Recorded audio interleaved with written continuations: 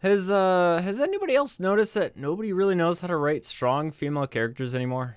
I'm exaggerating a bit, of course, but pop culture is heading down a strange path full of Twitter and Reddit landmines. Somebody's looking. Undetected. Flippy. Gotta be slick. And I'm here to talk about this curse on Hollywood and how we can avoid it. Now, first of all, I think it's a great thing that women are being represented in lead roles more often than usual. If done well, it can really give women, old and young alike, great role models to look up to. However, this is rarely the case nowadays, and it's actually pretty easy to explain why. It's no secret that we're in an era of cancel culture and PC white knighting, and any social misstep can be the end of your career. This is why the most well-known names in cinema always tend to play things on the safe side. Yes, Disney, I'm looking at you. If a company like Disney makes a misstep and upsets their audience, not only are careers at stake, but investors start pulling out, and there go your profits and job security. From a corporate standpoint, making your films as safe as possible is objectively the right move to make. Now, in most filmmakers' eyes, writing a strong female character means exactly that, making them strong. A badass woman that triumphs over all of her obstacles and wins every fight completely unscathed. If a woman is seen failing or getting her ass kicked, that's going to upset the audience, and their studio's going to get canceled. But the reality is, getting your ass kicked is an incredibly important part of being a strong character. See, in my eyes, strong doesn't mean physically strong. To me, it means strong of will. What people look for in a strong character is what challenges they overcome and how exactly they overcome them. That's what the audience latches onto and what makes them care about the character. Here's a hypothetical situation for you.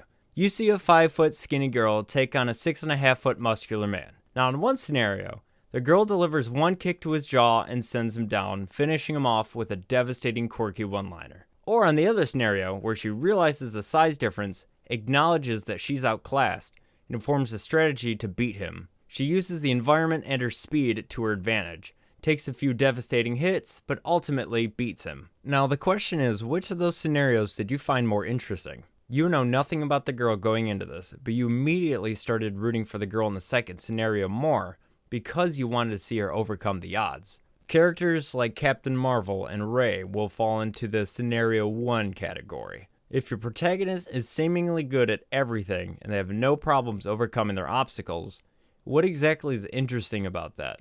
If all of your victories are basically gift wrapped to you from the writers, how are people supposed to admire your efforts? Yes, these characters are really strong, but if they did seemingly nothing to earn their power, then there's no lessons for the audience to learn from them, making them bland and forgettable. The reason I even wrote this video essay is because I just got done watching Blue-Eyed Samurai on Netflix, and it was such a breath of fresh air after the corporate schlock we've had to consume this year. Writers, take notes. This is how you write a strong female protagonist. It stars a girl in 17th century Japan named Mizu who's half white. This is a time where women basically had no rights, and mixed races were deemed monstrous by society. Right from the get-go, all the odds are stacked against her, and it doesn't really get much better for her growing up. But despite all of this, Mizu rarely gets deterred and always gets back up. We see her win tons of fights, but in the context of the story, it makes sense, because we see how much she struggled to obtain her power, and even then, she still isn't invincible. She still gets her ass kicked bunches of times, but her strive to get back up and press on despite the odds is what makes her character so authentic and interesting. This is what audiences latch onto. This is what audiences look up to. Clarice Starling, Ellen Ripley, Princess Leia, even Nani from Lilo and Stitch are incredible female characters to look up to, because they all share a strong will to fight against their odds.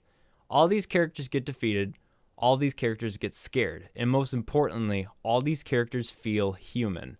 Power isn't this. Power is this. No man can kill me. I am no man.